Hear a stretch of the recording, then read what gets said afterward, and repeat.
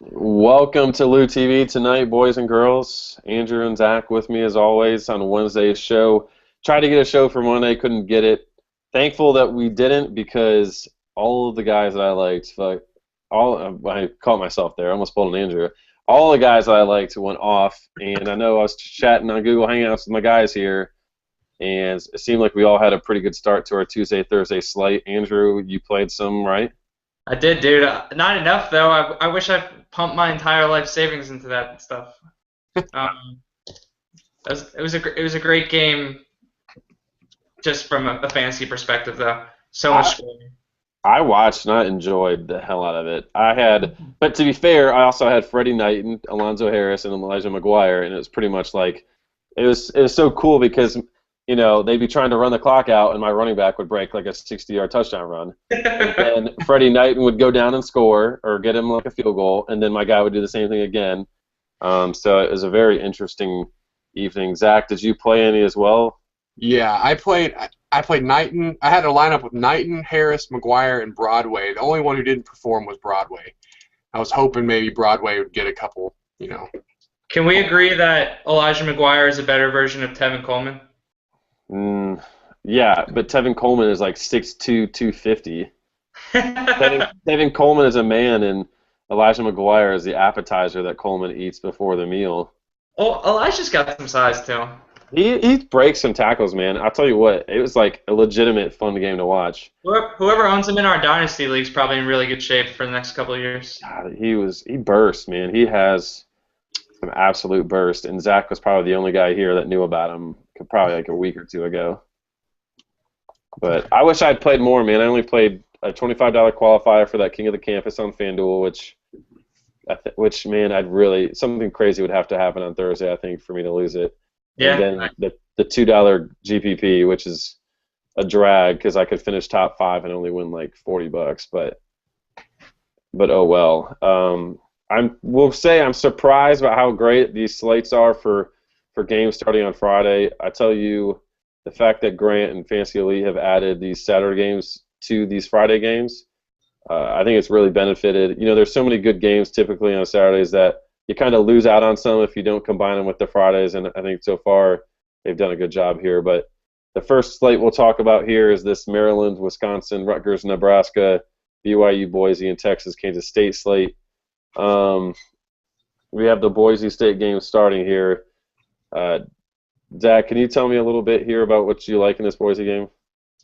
Well, of course, Jay Ajayi's been a stud all year, so that's kind of we don't really talk about him. But I think guys for Boise that you need to really keep an eye on are not your Hedricks, Ajayis, Williams, Rhodes. Like Thomas Spurbeck, he last week didn't he throw a touchdown pass? He threw a touchdown pass, yep. Yeah, to Hedrick. So you got Jeremy McNichols. He's minimum price this week. They like to get him the ball all sorts of ways. So definitely gotta keep an eye on.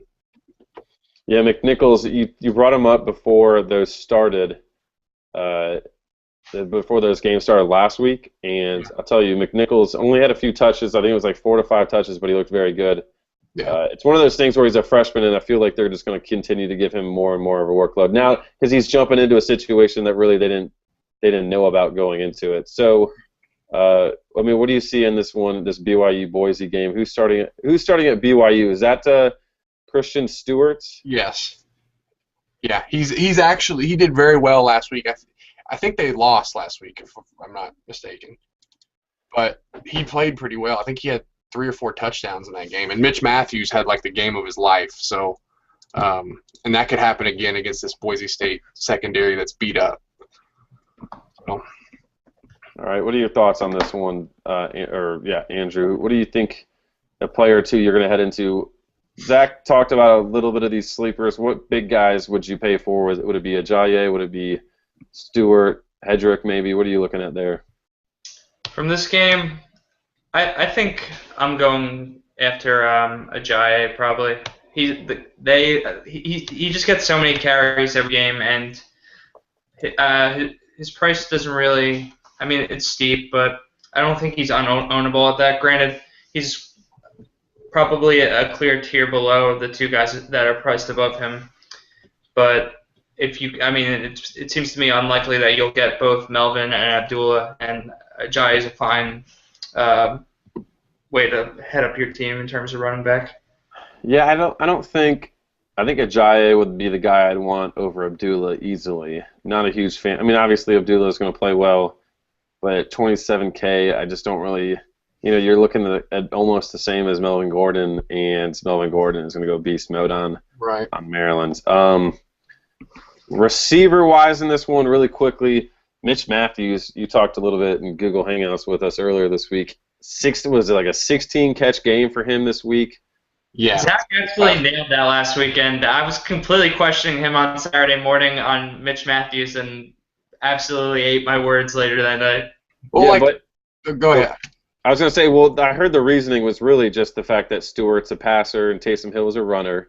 And before that, with Taysom Hill, he was getting 5-6 catches in all, the majority of the targets, and now he's going to get a guy that's going to be passing more. Completely made sense to me, and he really blew it up there. I'm sure he wasn't even that expensive on Fantasy Elite last week, and he's 16K now.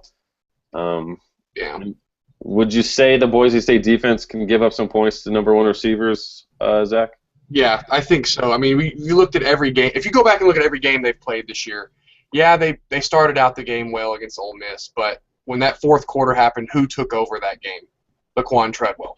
You know what I'm saying? Like the lead dog took control. So I think, I guess BYU hasn't necessarily had a lead receiver, but I think Matthews emerged as that last week with the new offense. I think because they kind of pretty much had to install a new offense.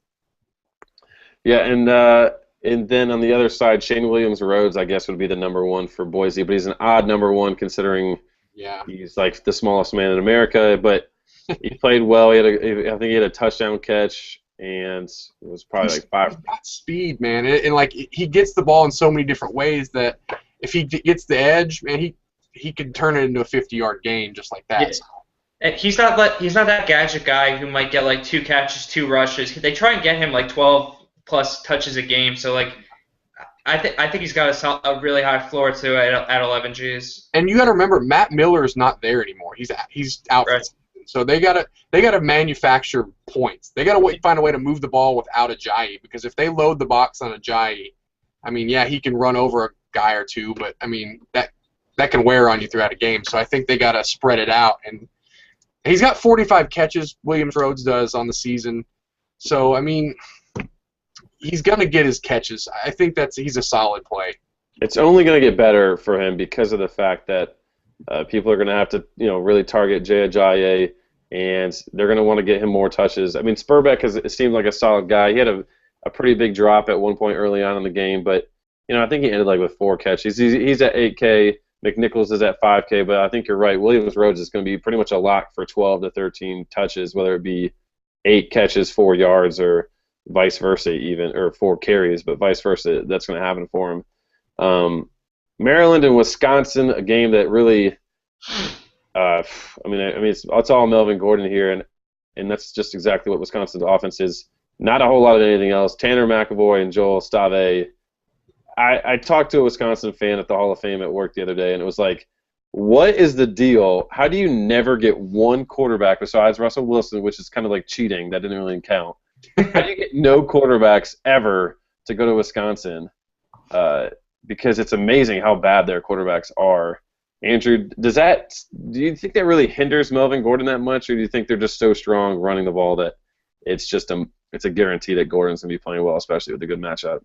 It's a guarantee, man, and that matchup is really nice. I mean, Maryland's a bottom 20 rush D in the nation, and I mean, Gordon, I think at 28K, he's a top target in your drafts, and Clement's amazing value at like 6.3. Also, because I mean, Gordon's obviously going to get most of the carries, most of the touchdowns, but Clement can break one at any point, and you got to figure for at least 10 to 15 carries, even maybe more if it's a real blowout. Which, assuming Maryland does the right thing and doesn't force poor C.J. Brown to actually play this week. He's clearly concussed. He probably has another torn ACL. They just put him out on the field like he's a piece of meat. Like CJ Brown is a piece of meat. That's all he is. Like, they really should give him a statue because you said they just don't even care. Like, this is Andrew was very wound up about this last week. When he went out the game, like Andrew was like ready to like sue something. He was putting on his lawyer hat. Yeah. It's just ridiculous. I mean, what is worse? Is it really that? I mean, obviously Michigan's Brady Hoke incident with Shane Morris was terrible, but like consistently we see CJ Brown. He's like got that Wes Welker helmet. He needs it, and the guy has like 4 knee operations. Can the guy just retire for his sake because he's not going to be walking or remembering anything in 10 years? He got knocked out of the game. He got knocked out of the West Virginia game with an obvious concussion. Comes back in first play, second half, runs 80 yards for a score. Probably doesn't even know where he is. 2 weeks ago, he gets knocked out of the game, doesn't return, starts the next game, and then last game he gets knocked out too. I bet he starts this weekend, but assuming he doesn't, I mean, even though there's a good chance Perry Ellis puts up negative points because he's very bad, I think, I mean, anytime a starting quarterback's at 5K, especially when it gives you the option of maybe owning Melvin and Ajayi on one team, like that's got to be in play. Yeah, Perry Hillis, you said at 5K, that's a very nice option there. And just really quickly to touch on Corey Clement, he's at 6K, and I'm telling you right now, he might only get 8 to 10 carries, and Vegas does have this game in like the low teens in terms of spread for Maryland or for Wisconsin, but he's going to get his touches. Like there's no there's no doubt about it. He's going to get 8 to 10 touches, and with how bad they are at 6K, that's worth it for me. I mean, look at last week though. I mean, he had 13 carries for 164 yards against Illinois last week. I don't think Maryland's much better defensively. And that game should be about the same terms of closeness. Yeah, I mean, by the way, C.J. Brown has been diagnosed with a back injury. They didn't even mention a concussion. So he's concussed too. My sources tell me. He's just permanently concussed, I think. Really quick, he's gonna start though. Really quickly, what are your thoughts on Corey Clement on like another site, like a DraftKings, where he's 4,600 or something like that? Or maybe like a draft day where let's say he's 10K. What are your thoughts on him where you can give yourself a little bit of value there and a little bit of... Dude, I love him pretty much everywhere this week because he's got a great chance to return value that you would expect from a guy priced at 150% of that. It's difficult for me to see a situation where he just has like 6 carries for 30 yards. Like I would expect like at least a touchdown and like 80 yards as his floor. Yeah, I agree. I like him everywhere. Like, because if you save money with him on DraftKings or wherever, like you can go get that big time quarterback that you were thinking about. Well, maybe I shouldn't shell out the money for. Or a wide receiver like Kevin White last week. Like I knew Trickett and Kevin White was a perfect combination, and you know, I was like, I have to shell out the money, so I had to save money on a running back. And that would be the kind of guy you would take.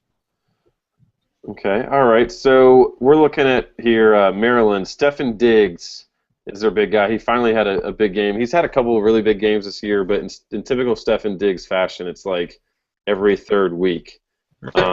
Is this the week? I mean, if Perry Hillis is playing, you have to put Stefan Diggs as a guy that you can't really put too much exposure in at 13K. Can you, Zach?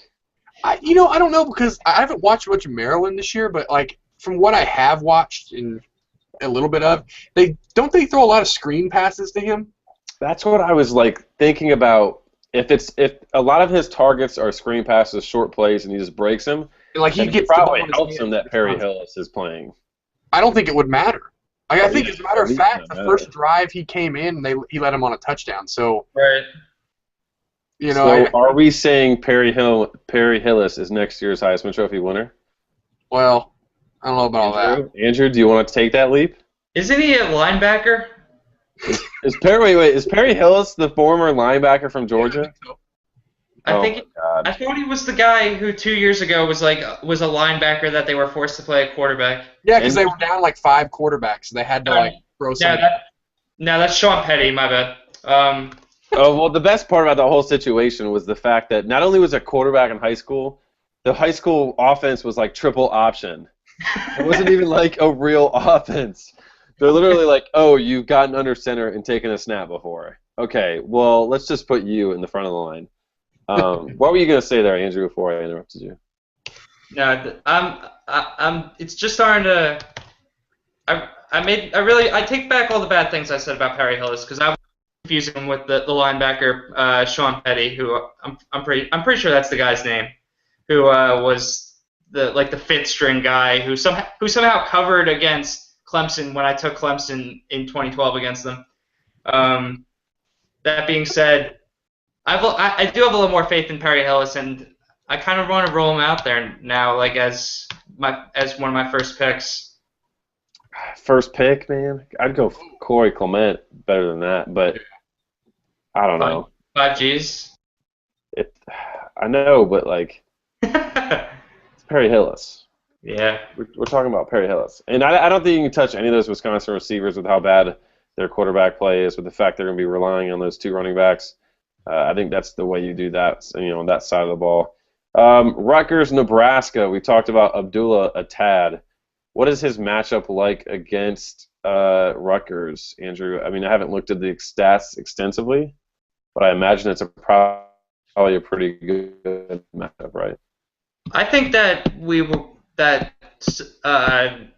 the nation as a whole was kind of fooled by Rutgers' nice start to this year, and Ohio State kind of set the record straight. Like, this is still the same Rutgers defense that you stacked against and loved it last year, like down the stretch. They just gave up pretty much on the season the last half of 2013, and I think we're going to see that defense start to return to form starting with last week against Ohio State. I mean, they've had outside of the Ohio State and Washington State to open the year, they've kind of had a real cakewalk schedule that got them to 5-1 or 5-2. But I mean, I don't really expect this defense to come anywhere near stopping Abdullah. Yeah, even when JT Barrett went off on them last week, they still managed. Well, part of it was because of Barrett, but part of this was because of Barrett. But they still ran for 324 yards and 4 touchdowns against Rutgers. Michigan ran for a 4.5 yard per carry average and 3 touchdowns, and Powerhouse Howard ran for 4 touchdowns and 260 yards second week of the season. So I almost want to take back what I said about Amir Abdullah and Jay Ajayi.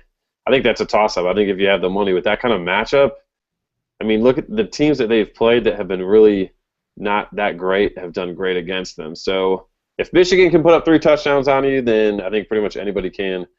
Zach, are you kind of feeling that? Yeah, I mean, Rutgers they're kind of like dead middle of the defensive, like rush defense rankings. I mean, they're like 70th or like 69th in the country in yards per game. So I mean, they're not great. So Abdullah's really good. So I think that just on that alone, I would just say, you know what, he's at home. They're gonna lean on him. He's like the only thing that the only reason people know about Nebraska. I mean, honestly. Dude, Taylor Martinez. I mean, I know that's simple to say, but I mean, really, he's made SportsCenter because they've made SportsCenter because of Amir Abdullah, and that's it. Those are like the highlights you see. Very rarely do you watch a Tommy Armstrong highlight or a Kenny Bell highlight. 2 guys that I'm not touching in this slate. Maybe Kenny Bell a little bit, but yeah, because he's at 8.7K. Maybe Jordan Westerkamp at 8.6K. Besides that, I'm not really feeling too confident with that. What about on the other side with Rutgers? Desmond Peoples, he hasn't rushed for 100 yards, I don't think, on the season, but he had 2 rushing touchdowns and almost 100 yards last game against Ohio State. Zach, do you think that this Nebraska defense can stop him, or do you think you would roll Peoples at 10K? Maybe at 10K, it's not a terrible option. The only thing I'm concerned in is how much does Justin Goodwin get? How many carries does he get? It almost seems like they're going to ride the hot hand in that system, because with Paul James down, they're just going to kind of, they have to manufacture yards, and against Nebraska, at Nebraska is going to be tough. So I think I might stay away from him, but if you don't want to shell out the money for any of those top 3 guys, which I think might probably be pretty stupid this week, honestly. I don't know if I would. I don't know if I'd shell out the 11K for Peoples myself. Yeah, I think I'm leaning towards avoiding and maybe even do like Justin Goodwin if I wanted a piece of that action, but I don't think I do. I mean, he's gonna get his touches too. Like that's like they're gonna split carries. Like I said, it's just gonna matter on how much he gets. Because I mean, last week against Ohio State, yeah, I know it was a blowout, but Goodwin did have 11 carries for 64 yards, 4 catches as well. So, you know, it's. I think I'd rather pay 6K for Goodwin. But that being said, in every game, with the exception of the Tulane game where these guys split carries, like Peoples has clearly been the 1A, and like Goodwin's been the frustrating 1B, Right. where No, I who gets like 35-40% and not like the entire drive kind of reps that like you want. He's been more the TJ Yeldon to Eddie Lacy when those two like played together, which is, I mean, it's annoying to own Goodwin in those situations, but the 5K difference I think kind of is enough for me. If I really want a piece of that Rutgers run game, which nobody probably does, Goodwin's probably the guy I go with. Is there anybody on that Rutgers offense you do like? I'm not really seeing a whole lot of. Caru's pretty good. options. Carew can go for 102 scores in any game. And I mean, if Rutgers is going to win, they're probably going to have to put up at 30 points. So, and if they're gonna do anything through the air, he's the guy. Yep. No doubt. All right, yeah, Carew. I skimmed over that one, missed it. Carew at 11K total GPP guy. If you're playing at 3-man, for sure get him in there because I think, like you said, he can go for a big game here. And this last one, I believe we haven't touched on. Oh man, my favorite quarterback in the country. Oh boy. Tyrone Swoops, baby. You and then Andrew's favorite quarterback too. Oh my God, it's the battle of the favorite quarterbacks. Battle of two guys I have ranked in my article today, and we have Tyrone Swoops against Jake Waters. Zach, you get to start us because you're impartial to this. Which one do you think has the better game? How is this even a question? I think Jake Waters has the better game. Because Tyrone Swoops is the man. That's why. Yeah, I was confident with Tyrone Swoops last 2 weeks, and he's played well, but. I think it ends this week. I think that Kansas State's for real, and I think that like they're sitting on top of the Big 12 right now, and nobody expected that. And if I think for them to continue winning, Waters has to be a big part of it, and I think he will be. Yeah, I think right now the score is projected at something like 29-16 or something, based on the over/under. I have some. This is one of these games I have some really good stats on. So let me find them. Andrew, tell me why and how Jake does great tonight. Kansas State. I mean, I know Bill Snyder is very old and might not be able to put 2 and 2 together, but it seems very apparent that Kansas State plays better the more that they put the game in Jake Waters' hands. Like when. In the one game they lost against Auburn, it seemed like they really, in the red zone, they really tried to put the game in the running back's hands instead of letting Jake be the entire offense. And last week against Oklahoma, when they had that huge win, like Jake was doing everything. He was doing fake option runs and then hitting the fullback downfield. That play was awesome, by the way. They should run that every time. That play's unstoppable. When they put him in that Colin Klein mode, though, like. And I think he's more than capable of running that too. Like he's a great runner. He makes great reads, and he was recruited for his arm talent. So I mean, the guy's got the complete package. Hopefully, after this big win at Oklahoma, they recognize that like that's the way the season's got to go the rest of the year. They've got to make Jake more than the focal point of the offense, like the entire offense. Yeah, real quick, just something kind of off topic, real quick. If they win out and Jake Waters has like Oklahoma game numbers rest of the season, does he not enter the Heisman race? Gotta. I think there's a lot of guys because of the fact there's a lot of teams with one loss that have all like respectable losses, and like Right. Melvin Gordon has 2 losses, right? And he's a top 4 candidate because of how good he's been. Right. Like I think Todd. I was going to tweet about this earlier. I think Todd Gurley, if he comes back for Florida, Georgia, and then puts up like 150 and 2 touchdowns the rest of the way. I think he could make it to New York. Yeah, of course, man. And that's with him missing 2 games. So I think there's a lot of guys that just need to lead their team to some wins, and I think they pretty much can cement themselves in it. I do like Kansas State. I really like Jake Waters this week, and yeah, I think he's gonna do better than Tyrone Swoops. I have some numbers that should help Tyrone Swoops and his homie John Harris. Which, by the way, you know how you get those things where you see a guy for the first time play, you follow his numbers, you follow the game cast, and then finally you see him play, and then you're like, holy crap, that dude's got some sick dreads. Well, that's John Harris, and that's also Kevin White, by the way. Yeah, White's great dreads from those two. But Jake Waters, man, he's been great the last. I think 3 of the last 4 he's been unreal. The Texas defense I do like, but if Vegas is going to put him up for 4 touchdowns, the fact that Charles Jones has all those touchdowns and they're all at the beginning of the season doesn't scare me. DeMarco Robinson hasn't done much. Tyler Lockett is a guy that can be great for him receiving, and he had a good game last week. Not huge numbers, but he can, like he did against Texas Tech a couple weeks ago. But Tyrone Swoops, man, Kansas State has struggled against number 1 receivers in the last 3 weeks. Here's a cool stat here. 27 catches, almost 400 yards, and 4 touchdowns to number 1 receivers in the last 3 weeks. And that is... It's Sterling Shepard and who else? Sterling Shepard, Jakeem Grant, and superstar Ian Hamilton. The late Jakeem Grant. The late Jakeem Grant. Wait a minute, is Ian Hamilton, is that the guy from UTEP? Ian Hamilton from UTEP. Get out of here. 5 catches, I think 110 yards, and 2 touchdowns against Kansas State. Wow. And if you look statistically at how bad, like, the 3 last games for them, UTEP put up probably the best passing numbers amongst all those teams. And that was by far his best game, too. I'm looking at it. Like, he's had no game where he's even broken 50 yards. And he went hamski on him. Yeah. So I really think there could be something there. So I do like Swoops. He's probably priced better on all the other sites, desktop version, or if you want to call them, other ones. But at $19K, it wouldn't be a bad choice there. Lockett at $14K.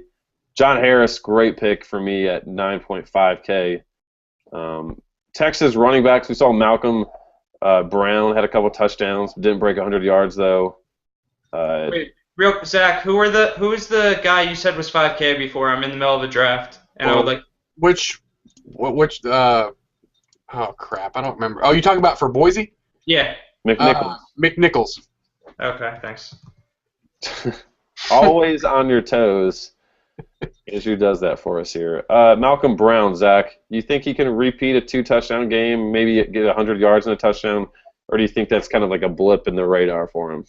I think that's like the best you could hope for. Like, it's a blip to me because I think going into the game, I don't think he had broken 100 yards all season. He's really struggled, man. He's really, really struggled this season. So it's hard to count on that. Like we haven't seen anything to say that he's consistently going to do that. Either Jonathan Gray too. I mean, like they both are just average backs, statistically. Yeah, statistically, just not putting it up. 13K total between the two of them, and I really don't see myself touching either of them. Curry Sexton has gotten a ton of targets recently for Kansas State. If you like Jake Waters at 11K, I think Curry Sexton could do fairly well for that price there if you're looking for a guy in that range.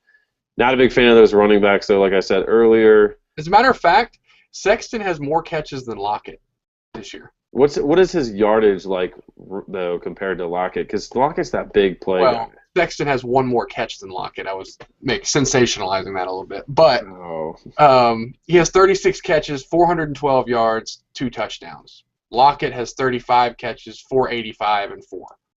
So, I mean, pretty similar. Really. Pretty similar. Lockett's got the punt return touchdown too, I think, but I don't know if you can really lock that in at any point. But so yeah, they're Sexton 11K, Lockett at 14K. I like both their prices. Not like I'm jumping over people to draft them, but if that's somebody that fits in, I think those could be nice places, especially if you like Jake Waters. Anybody you want to touch on here that we missed out of these 4 games before we head on to the next slate? No, I think that's it. All right, the CFB Prime 2. We have Let's see here. We have Oregon and Cal's big game tomorrow night or Friday night. Memphis and SMU. Yes. Minnesota and Illinois. UAB and Arkansas. This is a lot sexier than people realize. I think if the normal person saw this, they'd be like, "Why the heck would anybody care about UAB Arkansas?" And I'm over here like, "Give me some Jonathan Williams in my life." But anyways, let's start off with Oregon and Cal. Marcus Mariota, 30K, appropriately priced in my opinion. Is there a chance you roster him, Andrew? Do you think if you can find some value, you go him, or do you think quarterback-wise, you probably look elsewhere to save some money? For Mariota, I don't think he's unusable at 30 because I mean, I know we can look back at last week where Royce Freeman had 4 TDs, but I mean it's you gotta expect Mariota to have a huge game against Cal. So I think he's fine at 30K. It's not like he's 35, 37 where we're talking like unownable territory. Yeah, that 35K is really like the territory where you better have Fantasy Elite messing up on prices, otherwise you're not going to be able to get anybody there. What are your thoughts on Royce Freeman, Zach? Do you think it's one of those things like Malcolm Brown? I mean, Freeman's a good player, a better running back than Malcolm Brown in my opinion, but do you think that's one of those things where it's like he just clicked one day? Do you think it could happen again? I mean, if anybody, it could happen against Cal again. Right. And, like, I watched a little bit of that Oregon game last week, and it just seemed like once he scored the first 2, they said, we're just going to keep giving him the ball. Like, just because Tyner he had like 3 carries the whole game. Poor Tyner. Yeah. And, like, Freeman, they just kept riding him, and you couldn't stop him, so why not keep giving him the ball? And in this game, though, like, I think whoever they give the ball to is going to have a good day. Like, Cal isn't going to be able to stop anything. So we have to get inside the headset here on TV. That's what you're saying. But I will say this. Things don't look good for Tyner. So it's definitely not Tyner. If you're going to go one way, it's got to be Freeman or Marshall, in my opinion. Marshall had that pretty sick catch and run the other day, didn't he? Yeah. He juked the hell out of the defender. Yeah. All right, so it's between 3 guys, really. It's going to be a huge day for Marcus Mariota. It's going to be a huge day for Royce Freeman, or it's going to be a huge day for Marshall. Which one would you take your bet on? I got to ride with Freeman right now. Oh, come on. He's riding Freeman, man. 14K. At least he's more affordable. I mean, I don't like that Freeman's doing this. I would rather Tyner be doing this because he's on my dynasty team. But right now, I mean, like, it seems like Oregon's they seem to ride the hot hand. I mean, I know I've said that a few times, but they seem to do that this year. And Marshall's kind of more using the passing game. So were 3 options Marshall, Freeman, or Mariota, or was it just Mariota was the third one. And you're going Freeman over Mariota? Yeah, because I like Paxton Lynch and Jared Goff a lot. Fine. That's fine. SMU's the only winless team in FBS. Who? SMU, and they're terrible. Well, we can get in. We're going to have plenty of time to talk about that game. I was justifying why I didn't pick Mariota. Oh, I love Lynch. I think Lynch will be great this weekend. And I think there's some people that are a little scared of a reason they just create because it could be a reason, but the chances are tiny. But anyways, before we move on from the Oregon running back situation. Yeah. Last week, I noticed I was watching the game, and Kenny Bassett got carries in that game. Right. Let me see. He's the 4th running back for Oregon. Well, was he 5K here? Or? He's 5K. I see him. So, what'd you think? I mean, this game could get out of hand, man. They're 20-point favorites. But at the same time, like, I could see Jared Goff keeping them in this game. Like, throwing 4 or 5 against UCLA, although UCLA, didn't fare too well against Oregon, but it could happen. I mean, it could happen. We could discuss that a little bit. But I think if I was going to pick any of them, you got to go Mariota, right, Andrew? Mariota? To have a huge game. Buddy. Yeah, I just think, I think in the end, I always the team is looking to get there on. He's going to get it. He's Friday night all by himself, and he's got the talent. I mean, I don't think it's a bold call for Freeman because of the other quarterbacks, Just speaking generality terms, though, I think Mariota has the best chance for like a huge game here. But 30K, you're obviously paying up for it. I agree with you completely. I just think that 30K, like I can use my money a little better. You're a thrifty shopper over there. Thank you. So, Cal, you like Jared Goff. Tell me why Jared Goff's going to keep them in. He struggled last week, did he not? He did. I mean, he has up and down games, but they throw it all the time. And Oregon hasn't been known to just shut people down this year. I mean, really. So, Goff's thrown for 300 in almost every game. So, and the only game he didn't really get close was the Sacramento State when they blew him out and he had 4 touchdowns. So, I like him. I like him to throw at least 300 and 2 or 3 touchdowns. Okay. What about Daniel Lasco? What about some of these receivers, Andrew? Goff's going to be throwing it, but Lasco's done it on the ground and through the air. I hate that guy. That's all he has to say. About Lasco, it seems like he only holds fantasy value because he vultures touchdowns from Goff and the receivers. Like I don't know. I have no respect for him. He doesn't choose to only run the ball well inside the red zone now. It's not like coach is like, hey, I'm gonna give you the ball here, and he's like, nah. It's not like one of those like truth or integrity commercials on a TV screen. You know what I'm saying? He's produced, man, and if his role is to steal touchdowns, that's his role. Yep. And he's done it well. So I'm going to stand up for what I believe in here, and it's not Daniel Lasco. It's not Daniel Lasco. Zach, which receivers are Goff's guys? He kind of spreads around to everybody. Yeah, you got Kenny Lawler, Bryce Treggs, Chris Harper. Those are your 3 main guys. It's tough to call which one. They're all, pretty similarly priced. So really just take your pick. I think if you're going to go that route, I think you just know really clear-cut guy. Isn't Chris Harper questionable or banged up a little bit? Yeah. So that being the case, they're doing the general coach speak thing about Harper.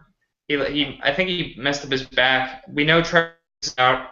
Harper, who knows if he's going to play, but regardless, that just makes Steven Anderson, Lawler, and Treggs that much more attractive. I was just about to mention Anderson would be a very good play. Yeah. That's okay. And who was I retweeted earlier, Andrew, and we talked about it. Who is one of the top receivers that is out for Cal? Trevor Davis. Trevor Davis, guys. Don't forget about that top receiver, Trevor Davis. He's out for the game. God, love it when people do that. Moving on, a good transition here because Zach likes Paxton Lynch. I like Paxton Lynch. I know Andrew likes him as well. Zach, why don't you tell me why Paxton Lynch against SMU is a play that you like? Well, one, SMU is terrible. That's the main reason. But Memphis has actually been very good this year. We look at their record, it's not just jumping out at you, but I think it's 3-3 or 3-4 or whatever. 4-3. I think they're 4-3. But they had a close loss at UCLA. Should have probably beat UCLA. Went down to Oxford, played Ole Miss tough for the first 3 quarters, and then Ole Miss, did what they did to Boise in the 4th quarter. But Memphis is for real, and Paxton Lynch has been a huge reason why. He can throw it, he can run it.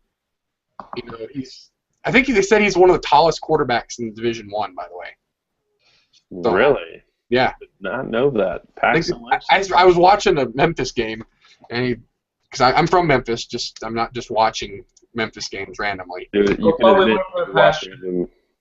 No, yeah, I would if they were on and I had some fantasy interest in it.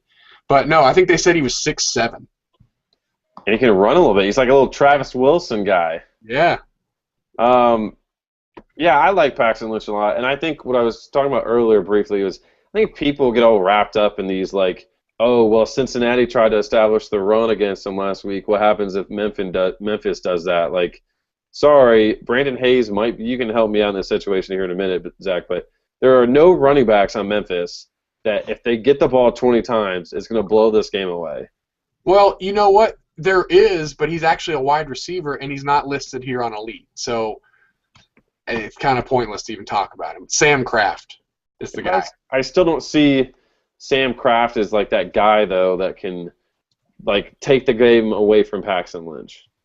No, I mean he had one game like they moved him I guess from wide receiver to like solely playing running back against Cincinnati. He had 38 carries for 170 yards. So that may have just been a fluke, but I mean still, I mean he's not even listed here in the Elite lobby. So I'm kind of disappointed about that because I was gonna draft him. I was honestly, it's disappointing because I like the receiver situation in Memphis. Tevin Jones is like the guy that's been the most relevant in the last 2 weeks, and he's pretty appropriately priced. Kudos for to Grant and his algorithm for doing that, but no Kraft. Sad. Give me your Paxton Lynch thoughts, Andrew. Let's beat this. Let's beat a dead horse completely.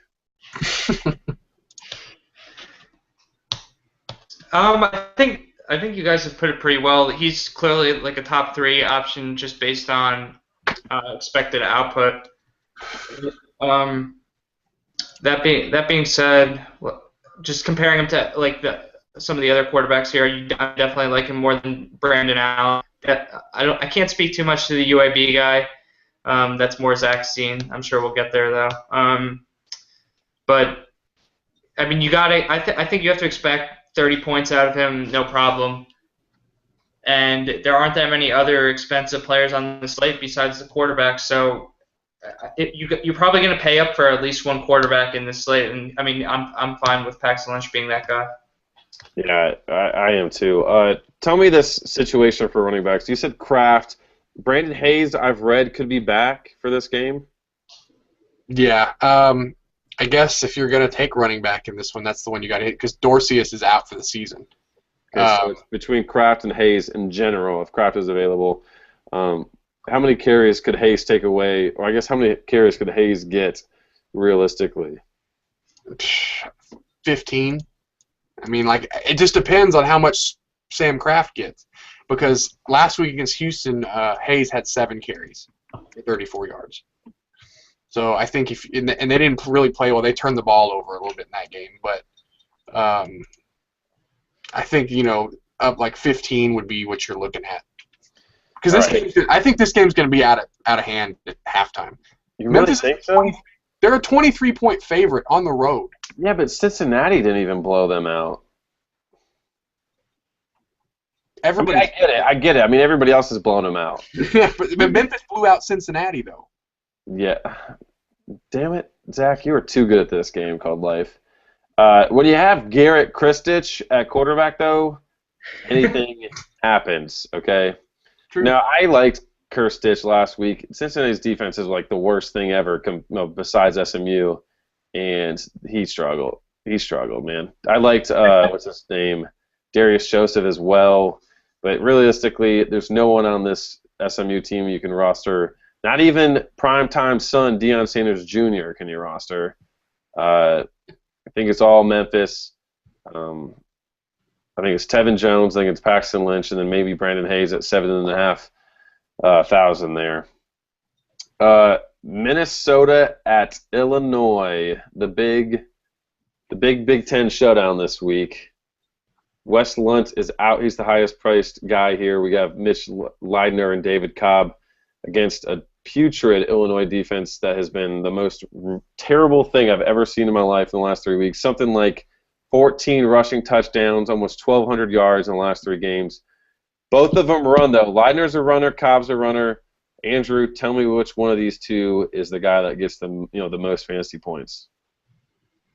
I mean, Cobb's got to be the guy you want to pay up for. Like 17 G's, even that much. When we're talking about like elite pricing, just look at we on the last slate we covered the top running backs for 28, 26, and 24 or something similar to that, and Cobb, who you would expect to put up maybe not quite the same numbers as Gordon or Abdullah, but right in that range considering the matchup at 17 G's is phenomenal. 17 G's phenomenal price. You leaning the same way, Zach? Yeah, I think so. I think he's like you said, Illinois' defense is terrible. So yeah, I think Cobb is in for 150 and a couple scores. I think that's reasonable to expect. Yeah, I said that to Andrew before the show. We were talking about some of these games, and I said there were 30 carries. David Cobb is not like a guy that's going to be like Tevin Coleman, averaging 9 yards a carry, on 15 touches. He's going to get 30 carries. By the way, I love talking about Tevin Coleman. He's going to get 30 touches, and he's going to average 4 yards a carry, 5 yards a carry, and sometimes a little bit more. And I think so. I said, it's safe to assume that he's going to get, 150 yards, a couple of touchdowns. I think Leitner's a very solid option. Probably not as much on Fantasy Elite as some other sites, but not a bad fallback. The guy had a couple rushing touchdowns. He vultures Cobb at times. Yeah. He did that recently. He's passing it a little bit better, but still he only throws it 15, 20 times. You're looking at this guy as a guy that Leitner can do what maybe Austin Appleby did a couple weeks ago or last week, with some rushing yards and a touchdown. And I think their quarterback I think Tommy Armstrong had like 55 carries or 55 yards on 9 carries against him a couple weeks before that. So they're susceptible against the run. Susceptible against everything. What's that? They're susceptible against everything. Yeah, it's just going down. Illinois football. Remember when they had Juice? Of course. Juice Williams, man, and they went to the Rose Bowl. What about Shieldhouse? Or Shieldhouse, is that what his name was? Yeah, Shieldhouse or Haas or... Oh, yeah. You know what I'm talking about. He never played as well as he did after his freshman year. Like, it was all kind of... He was always like one of the highest ranked quarterbacks that never came out. Yeah. Now that we're talking a line at quarterback, though, would you consider rostering Bailey this week? I would, but I want to hear. The thing is, I don't think it matters who we hear as the starter. I think we're going to get a split situation no matter what. Well, I think O'Toole starts, they go down by like 17 points, and then Bailey gets a solid 2.5 quarters. Yeah, I mean, that's kind of what happened last time, wasn't it? Right. He almost led them back against Wisconsin. He played well. Yeah, he had 12 carries, 75 yards. He had like 2 for 5 passing, 39 yards. And, at 5K, I'm guessing that's where he's at. You can't get mad at it. I think the thing is... Both him and O'Toole are 5K, but if I'm going to roster one of them, I think it's got to be Bailey because I think he's playing when the game becomes a blowout. Yeah.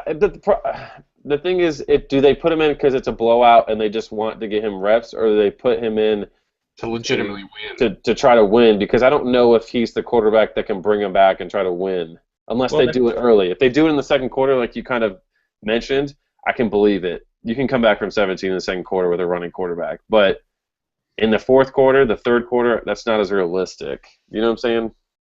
Yep. Yeah. I think I'd feel safer if he was starting, because at least he would have the ability to keep the game close, and then if they went down big, because he didn't play well, It's fair, but I'm assuming it won't be a close game, and if you obviously the game starts and you're like, damn, he's not starting, but when O'Toole starts 2 of 11 passing with 2 interceptions, and then Bailey comes in, they're not going to take him back out. Yeah, I mean, you're right. I think, and who knows, maybe Bailey is more of a passer than people are leading on, because, I mean, we haven't heard anything about his passing, just about the fact that he's a runner. Maybe he's a decent passer, we don't know it. It's not like it's not like Minnesota's defense is like stellar. It's not like it's Michigan State we're talking about here. Maybe Lamar Jordan. Yeah, they gave up a ton of points to frickin' Austin Appleby, so why not Bailey here? That'll be, I think for sure at 5K you can roster him in Fantasy Elite. I think he becomes a little more iffy on other sites. Yeah. Yeah, I agree. Like if I'm going to do that, I'm taking Mariota. Like that's the strategy I would play. Like I don't want to make it sound like I don't like Mariota this week. I know we've already talked about him. Like, I really like Mariota, but for $30K, like, I can save 8 and take Paxton Lynch and may not see a whole lot of difference. What about the Andrew? I'm gonna have you hold your. Andrew? Can you do this and earmuffs yourself, please? Are you gonna talk trash on Uga? I'm gonna talk about Max Williams here for a second. Yes, I was gonna bring him up. I'm glad you're saying. And I know you have a no tight end policy on Fantasy Elite, Andrew. It's true, but Max Williams was good for me last week. I can keep it together. You can keep it together. All right, yeah, he's a really good talent. I think he's at 5K. He's the guy they throw to. I think if you roster Cobb, I think it's smart to roster Williams because I think I think if they're at the goal line, there's a 70% chance Cobb's getting a touchdown. I think there's a 15% chance Leidner gets it, and then I think there's a 15% chance that Williams gets it. You just kind of cover your ass when you go with Williams. Not besides the fact that he's just a good tight end that gets most of those targets anyways. Zach, what were you going to say about him? No, I was just saying he's minimum price is make 5K. I would take him. He's like a third wide receiver, but I mean he really in their offense he's the first option I think. But like when you're talking fantasy, I think if you had him as your third, but I know he obviously doesn't qualify as receiver on this slate, but since we're kind of on that topic, this slate is completely devoid of receivers. Like, who's the top 2 receivers on this slate, would you say? Oh, my God. Like I would Devin say Allen and maybe Lawler. Maybe I think if Allison and Dudek had Wes Lunt, I would consider them. Right. But I can't really feel too confident with the fact that Bailey might get in for a lot of snaps. Or O'Toole could play bad, especially at 15 and 12K. I think maybe Tevin Jones, which is scary because we haven't seen a whole lot from him, but 2 games. I think he's got like 11 catches and 140 yards in the last 2 games, and that's just really more of a matchup than anything. Zach, who are your 2 top guys? That's tough, man. Like the Oregon passing game's so hard to project, man. Like Devin Allen was like. He started the season as like he was catching touchdowns left and right. Now it's kind of slowed down a bit, but I still think he's a good option in that game. I think that Allen. I would take one of the Cal guys. I really would. Yeah, I think. If not 2 of them, I don't know. At least you're staying in the points. Tevin Jones seems risky to call him a top 2 receiver, so I'd probably say Allen and one of those Cal guys. I do like Keon Hatcher from Arkansas. He's 7K. Yeah, getting into that Arkansas game, Keon Hatcher, he's done a lot with a little bit of talent around him. Brandon Allen's not a good quarterback for the most part. But you know what? For 14K though in this slate, he's not terrible. Like, UAB's not going to be it's a good matchup for him. I mean, Brandon Allen is like that Alex Mago type where someone's like, bold call of the week. He's throwing for 200 yards because he threw for 200 yards against Bama, like 250 or something. Wait, so it's like my Hudson Mason call. Is that what you're saying? Yeah, it's like your Hudson Mason call because what is it? Brandon Allen went like 13 games in a row without throwing for 200 yards. But he's thrown a bunch of touchdowns though. And he's done very well recently. And it's I was watching that Alabama game. It's like they run the ball and then they just play action it. There's no true pass play where they're just dropping back. It's hilarious. And a lot of those passes are the fullbacks or whatever, the running backs, but they have 2 of the best tight ends in the country, in A.J. Derby and Hunter Henry. For real life talk, those are 2 guys to look at in terms of just good players, but I don't know if I could roster them at their price here. Henry's only 5K. Derby's 8.6, but I mean, but if you're gonna take so cheap on this too. Do what? Alex Collins is so cheap on the slate. Yeah. Alex Collins. I think he's on the bad. I think he's on the bad. He's in the doghouse. Doghouse, man. No, dude. He got plenty of snaps against Uga last week. I know, but he didn't really. I don't know. When Jonathan Williams got like 18 or 20, and He's fumbled 3 games in a row. Collins has 10 or 11 last game. That's Collins who's fumbled 3 games in a row? He's lost one in the last 2 games. He lost one against Alabama and Georgia. And he lost one back a few games ago against Texas Tech. So he's lost 3 fumbles this year. It's pretty great. That could be why he's in the doghouse. And, well, he was Tell us suspended about for a UAB. quarter as well. Do what? Tell us about UAB. Enlighten us. Oh, they're actually playing better than expected this year. I don't know if I would roster anybody on this team against Arkansas, but if I am going to roster somebody on the team, Do it. it's going to be DJ Vincent. Oh, DJ Vincent, not Jordan Howard? Yeah. Why not No. Jordan Howard? No, because I think that Vincent is kind of like. Do not go Elijah McGuire on DJ. Yeah, do not take his name in vain. No, I wasn't even going to throw that name out there. I just think that if they try to run the ball 30 times with Howard, there's going to be a lot of 3-and-outs. I think Arkansas is strong enough up front to stop that. Yeah, I mean, I like Howard for late slate action because the pickings are limited. Arkansas's run defense has been awesome, and they've been terrible at times.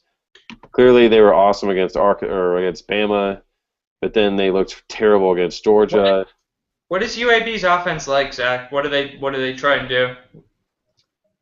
Honestly, I think they do try to lean on Howard and then they play action pass with Kind of like a bullshit Arkansas version. But yeah, I mean, I don't think they're as heavy run as Arkansas is. I think that I haven't really watched much UAB, but from what I understand, like from what I have seen, like they do let Clements throw at a good amount. Isn't this Joe Webb's alma mater? Yeah. Why are they not doing fun things like having quarterbacks like him anymore? Man, you got to have a quarterback like that to do stuff like that. Yeah. Whatever. So all right, so we'll be avoiding UAB for the most part then. All right, listen to this stat. I don't know what this says because I don't know how many games UAB and Arkansas have played, but Arkansas has ran the ball 305 times this year. That's a pretty good amount, right? Yeah. UAB has run 370 times. 370? 370. Jeez. But like I was kind of saying, Well, Clements has 70 carries too. that obviously helps. That's why I said it's kind of tricky. But Arkansas was bad against Georgia. They were bad against Texas A&M. They were obviously bad against Auburn, but they've pretty much done very well against everybody else. Texas Tech had a good day on the ground against them. But these are the kind of games that save Bielem his job and convince people that he's not an idiot and a terrible coach. A win against UAB is what keeps Bielema's job. I think they beat Ole Miss, by the way. You do? Yeah. Why? They play them the week before the Egg Bowl, and I think that's a game. Picking against Bo until eventually he loses. No, I'm not picking against Bo. I'm actually confident in Arkansas in that game. I think they beat Ole Miss the week before the Egg Bowl, ruin Ole Miss's season because they're going to be undefeated, going to play Mississippi State, and they're going to overlook Arkansas. That's my bold prediction of the season. All right. I'm trying to think. Like I said, I don't think there's many guys to be played here. Arkansas-wise, Jonathan Williams he's been very middle of the pack. He gets 100 yards and a touchdown, or he gets 90 yards and a touchdown. If you're looking for a minimum price guy, I kind of like Darius Powell on Cal, who was out a couple weeks. He came back, caught some balls last week, but with Trevor Davis out, he could go for 5 for 50, 5 for 60, 5 for 70, something like that. Which for 5K is fine. Did you say Darius Powell? Powell, however you say it. No. I was just because I thought at first you said Powell, and I scrolled down and I was like, Darius Powell from UAB, minimum price. There's a Darius Powell on UAB, by the way. Interesting. Do not draft that guy. Do not draft that guy. Draft the guy on Cal. Keon Hatcher, like you mentioned, Zach. Brandon Allen, that's his go-to guy right now, and he's actually looked very good when catching the ball, what he's supposed to be doing. But he looks very, he has the ability to catch it, which is cool to see in Arkansas. He has 2 hands. Is that what you're saying? He has 2 hands, and he uses them. Yeah. What's amazing to me, watch an Arkansas game, and you're like freaked out by how freakishly big these guys are. Yeah. There are absolute monsters on this team. Like their left tackle is like 6'10". I put him against like D Hart. Can you put those two next to each other? Because that would be amazing. And they have like a defensive end that looks like, God, like a Greek god. He's like 6'8". Anyways. When they say, a quarterback has to be tall to see over the line, like, what good is it if your line's 6'10"? Yeah, how tall does he have to be? Brock Osweiler? I mean, really, like, they talk about, he needs to be a good 6'5". Like, what does it matter if he's 6'5" or 6 foot? He still can't see over 6'10". Yeah, you really can't. So some absolute freaks on that team. I would say this: the reason why I wrote up Jordan Howard is because of the touches that he gets. The guy has got like 30+ touches in 2 of the last 4 games, and then like in the 20s in one of the other ones. So, if you're looking at usage, which people were doing with some Nick Chubb in the last couple of weeks, I think he's got the same kind of situation. Although I don't think he's as good as Nick Chubb. I think that's a pretty safe bet. Have we missed anybody from these 4 games? What about Josh Ferguson? Josh Ferguson, I saw him at 9K. That's a 9.9. He's involved in the offense, like he is the offense. Yeah, I mean, that's what I'm saying. Like, he catches, he runs the ball. I mean, pretty steady dose too. Like, I mean, there's lots of like pretty cheap talent to be had on this slate. I can't think. My buddy Brett Talley from the Fantasy Fix, he actually said a cool stat. I don't know how much you guys like it, but Josh Ferguson averages 1.25 fantasy points per touch. There we go. That seems pretty high. And it also tells you, because you know that he's not an absolute stud, it also tells you that Illinois doesn't get him the ball enough. Right. What were you saying? A lot of value. I think for sure, Andrew, we can fit in Marcus Mariota now. Did you mute me before? Well, no, but I should have. There are many times I wish I am quicker to the mute button on you, Andrew. Just wait till I start dropping F-bombs. If UGA loses to Florida, are you dropping F-bombs on the next show? Maybe. But, I don't see any reason not to try and to get Mariota, just considering that like there's so much 7 to 11K talent, it feels like, in this slate between Ferguson, Lawler, Zach's running backs on UAB, Treggs, Harper if he plays, and then we've discussed that there's some value even lower than that in like the 5-6K range. Yeah, Max Williams. Yeah, so I'm feeling fine dropping 30K on Mariota myself. Nice, very good, very good. Well, think about Corliss Marshall from Arkansas, the freshman. Like, do what? Is he suspended? No, he was hurt and he just didn't play against Georgia. They said he was available, but I don't think they rolled him out there. Oh. But I mean, he doesn't get a whole lot of touches. He's suspended. Oh, is he? Yeah. Oh, since when? 9 hours ago. Oh, well. Since my Twitter search 9 hours ago. Never a good sign when the dude just doesn't play. Very college football of him. That's typical college football for you here. Andrew, I will be at Georgia, Florida next week, and if you see a sign that says "Free Treon," I'm just going to say there's a free Treon. There's an 80% chance it's me. Okay, 80% chance it's me. Treon Harris is going to take me to the College Football Dynasty Championship the next 2 seasons. And Greg Ward, but Greg Ward is going to be just a quarterback next year, and I don't want him if he's just a quarterback. That can edit it. I want him to be a quarterback and a receiver. It depends on what they decide to do with him, though. Like, John O'Corn is not getting his job back. Didn't we agree position eligibility rolls over year to year? I don't think we agreed on anything. We cannot have Devin Johnson be a tight end anymore. That is 100% not happening. No, but like, I wish I could change it but I can change it, but it makes everything retroactive, and it would make him be ineligible in all of his lineups. He'd be 0-8. Really? It does that? 0-8. Yeah. That kid's team's ridiculous. Yeah, like I wish I could change it like as of starting now, like, but like when I click it, it says, "Are you sure you want to do this?" All stats will be or all lineups will be affected retroactively. It's great. That's terrible. That's why I didn't do it. Like, otherwise I would have. Yeah, you can't do that then. But we gotta figure out a way for next year because I'm Aaron also Johnson I'm at tight gonna end's try not to fair. do it like a week up until like the season starts and like go through all the like questionable eligibility guys and just make a decision one way or the other. Yeah, tough situation for you, Zach. That's why I'm happy I'm not the commissioner in this situation. Although my team sucks. Thanks, PJ Walker, for doing nothing this year. I'm right there with you, man. Anyways, I think we've covered all the bases here. I think like for the most part, there's a lot of value to be had on both slates here. Two very good ones, and I'm sure Saturday we'll get some more thrown in there. Although the games, I'm disappointed in the fact the games in general are not super exciting, but a lot of fantasy potential, at least in these two slates. If Grant knows what's good for him, he'll include the Hawaii game in one of those slates. You love the Hawaii game. He needs to add Sam Kraft to the Memphis. He can put Sam Kraft in the Hawaii slate. Yeah, just throw in the Hawaii slate. I'm sure he'll do great.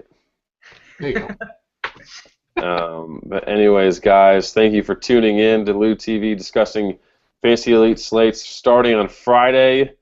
Wish us luck as we try to win and finish off our winnings for the Tuesday-Thursday slate. Praying for my first King of the Campus ticket. That thing, $100,000 to first place. You can waiting bet. for Grant right now, telling him about we need the Hawaii slate. We need doing the finer things in life, the essentials.